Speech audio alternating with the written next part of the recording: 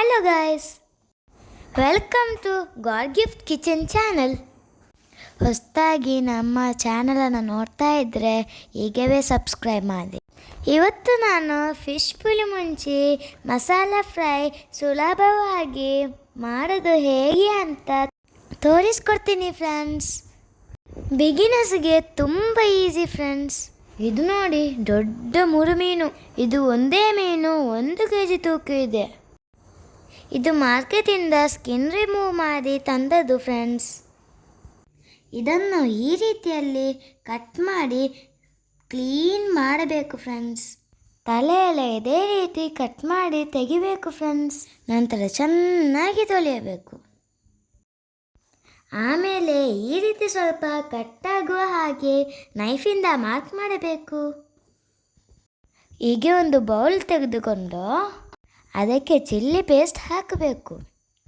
ಇದು ಓನ್ಲಿ ಹುಳಿ ಮತ್ತು ಮೆಣಸು ಹಾಕಿ ಗ್ರೈಂಡ್ ಮಾಡಿರುವ paste. Chilli paste 2 spoon, cornflour 1 spoon, ರುಚಿಗೆ ತಕ್ಕ ಉಪ್ಪು, ಆಯಿಲ್ 1 ಸ್ಪೂನ್, ಅರಶಿನ ಹುಡಿ 1/2 ಸ್ಪೂನ್ ಹಾಕಿ ಮಿಕ್ಸ್ ಮಾಡಿ ಫ್ರೆಂಡ್ಸ್. ಕೊಕೊನಟ್ ಆಯಿಲ್ ಆದರೆ ರುಚಿ ಸ್ಮೆಲ್ ಚೆನ್ನಾಗಿ ಬರುತ್ತಾರೆ ಫ್ರೆಂಡ್ಸ್. ಕುಕ್ಕಿಂಗ್ ಆಯಿಲ್ ಯಾವುದು ಬೇಕಾದರೆ ಯೂಸ್ ಮಾಡಬಹುದು ಫ್ರೆಂಡ್ಸ್, ನಿಮ್ಮ ಇಷ್ಟ. ಇದನ್ನು ಚೆನ್ನಾಗಿ ಫಿಶ್ ಮೇಲೆ ಅಪ್ಲೈ ಮಾಡಬೇಕು ಫ್ರೆಂಡ್ಸ್. ಅರ್ಧ ಗಂಟೆ ಹಾಗೆ ಇರಬೇಕು.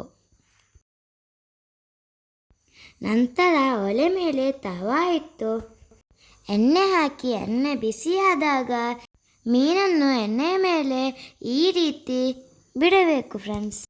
ಉಳಿದ ಮಸಾಲೆ ಅದರ ಮೇಲೆ ಸುರಿಯಬೇಕು.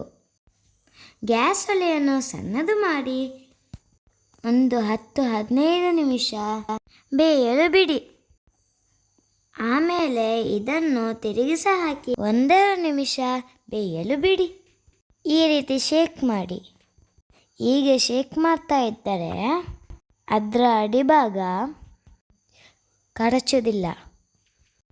ಆಮೇಲೆ ಕರಿ ಲೀವ್ಸ್ ಮತ್ತು ಕೊತ್ತಂಬರಿ ಸೊಪ್ಪು ಸಣ್ಣದಾಗಿ ಕಟ್ ಮಾಡಿ ಅದರ ಮೇಲೆ ಸಿಂಪಡಿಸಿ.